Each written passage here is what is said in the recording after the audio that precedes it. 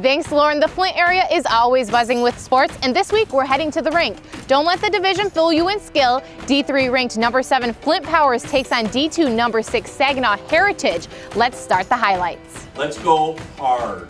Really, really hard and aggressive and be physical on these guys. Do not sit back on your heels. Let's take it to them. They need to worry about us. We don't need to worry about them. Flint Powers Catholic looking to end their regular season on a high note as they took on Saginaw Heritage.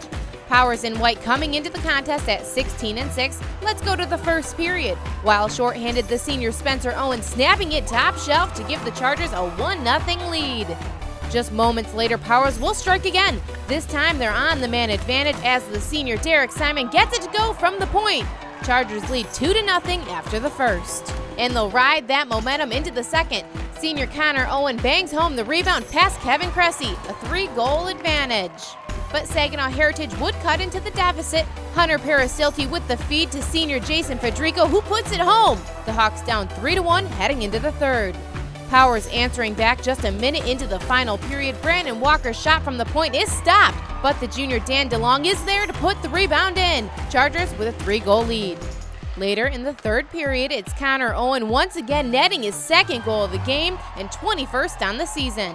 Flint Powers goes on to beat Saginaw Heritage 6-2 the final. They end their regular season winning 10 of their last 11 games. We are not done yet. Let's head down the road to some boys basketball in the Genesee Area Conference. Perry on the road to take on Lake Fenton.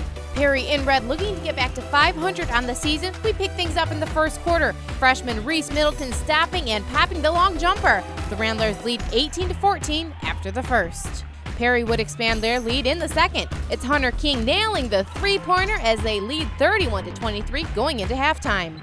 This is our game, all right? 16 minutes. You play tough, you play scrappy, and we're walking out of here, okay? Let's go right now. Let's go. 1, 2, 3, 7. Lake Fenton got right back into the contest. Jalen Miller with the nice bounce feed to Chris Ross, who banks it off the glass. Blue Devils going to the outside game as sophomore Chris Bell nails the 3-ball in the corner. Back comes the Ramblers as Ricky Taylor gets a nice feed to a cutting Middleton for the contested lay-in. He finished with a game-high 26 points. Game tied at 38 going into the fourth quarter. Lake Fenton would jump out to start the final stanza. It's Bell again from the three-point land. He finished with 11 points. Perry coming back, PJ Thoranish drives the baseline and gets it to go. We're tied at 48 going into overtime. Ramblers take control in the extra session. King driving and scoring. They would shut out Lake Fenton 9-0 in overtime. Perry wins 57-48 the final, putting them back at a 500 team at 8-8 on the year.